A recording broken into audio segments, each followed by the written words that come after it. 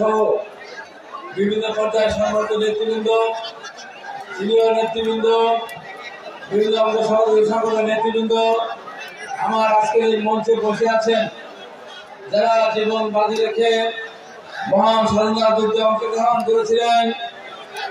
বাংলাদেশের সবচেয়ে সৌভাগ্যবান এবং শ্রেষ্ঠ সন্তান সেই বীর মুক্তিযোদ্ধা ভাইরা, উপস্থিত বিভিন্ন পর্যায়ের সাংবাদিক সহ আগত সংগঠন মেহমানগণ, আমার ব্যক্তিগত পক্ষ থেকে এবং বিভিন্ন পক্ষ থেকে এই মাধ্যমে আপনাদের উপস্থিতির কারণে আপনাদেরকে ধন্যবাদ জানাচ্ছি।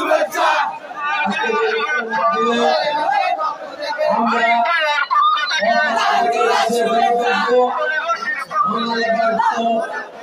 বাগবাগের সামনে যে কটি রোজা আছে আমরা রোজা রেখেছি, তারা যেন রোজা রাখতে সক্ষম হই।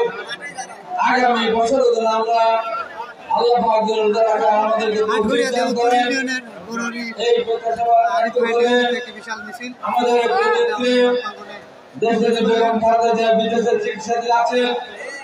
আমরা দোয়া করি, আজকে দোয়া করবো মহান আল্লাহ পাক যেন তার নিজ ক্ষমতা দিয়ে আমাদের নেত্রীকে সুস্থ করে দেন এবং আমাদের মাঝে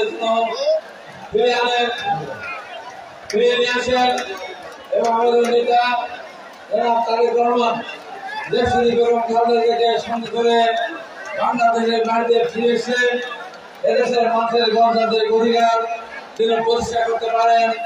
আজকে আমরা সেই দোয়া করব। পাশাপাশি বাংলাদেশের বিরুদ্ধে ষড়যন্ত্র চলছে এবং এই সরকারের বিরুদ্ধে ষড়যন্ত্র চলছে, তাই বলবো এই ষড়যন্ত্র মোকাবেলা করার জন্য দেশ জাতিকে ঐক্যবদ্ধ থাকতে হবে। আমাদের নেতা জনাব তারেক রহমান পরিষ্কার করে বলছেন যে কোনো মূল্যে আমরা সরকারকে সফল করব। এই সরকারের সফলতার মধ্যে বাংলাদেশের গণতন্ত্র ফিরে আসবে। আমরা বলবো এই সরকারকেও সেইভাবে চলতে হবে, এমন কোন কর্মসূচির পক্ষে সমর্থন দেওয়া যাবে না, এমন কিছু করা যাবে না যে কারণে বাংলাদেশের মানুষ সরকারের প্রতি বিতৃষ্ণ হয়।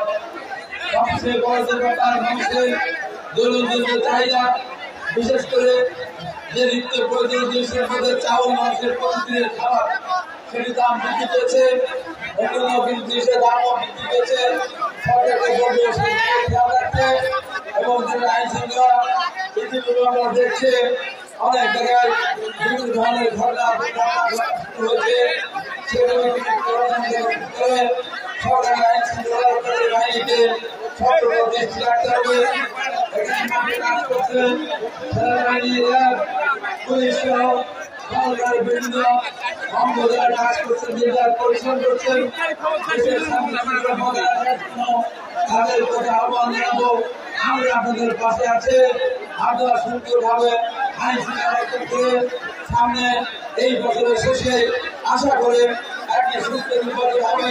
সেই নির্বাচনের মধ্যে দিয়ে দেশের গণতন্ত্র ফিরে আসবে এবং গণতন্ত্রের সরকার আগামী দিনে বাংলাদেশের রাষ্ট্রীয় পরিচালনার মধ্যে দিয়ে বাংলাদেশকে সামনের দিকে এগিয়ে নিয়ে যাবেন।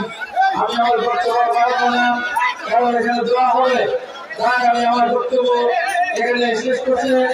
আপনারা সবাই আল্লাহ পাকের কাছে দোয়া করবেন, আমরা যেন সুস্থ হয়ে আগামী বছরের জন্য আমরা বিকৃত হতে পারে এই প্রত্যাশা ব্যক্ত করে আমরা থানা পৌর বিএনপি অঙ্গ সংগঠন সহ সিনিয়র যারা নেতৃবৃন্দ আছেন তাদের সবার প্রতি আমার শ্রদ্ধা ভালো ব্যক্তিত্ব প্রকাশ করে আমি আমার কথা এখানে শেষ করছি। দেশের বেগম খালেদা জিয়া জিন্দাবাদ, শহীদ রাষ্ট্রপতি জিয়াউর রহমান আগামী রাষ্ট্রনায়ক, দলের ভারপ্রাপ্ত চেয়ারম্যান জনাব তারেক রহমান জিন্দাবাদ জিন্দাবাদ জিন্দাবাদ। আপনাদের সবাইকে ধন্যবাদ।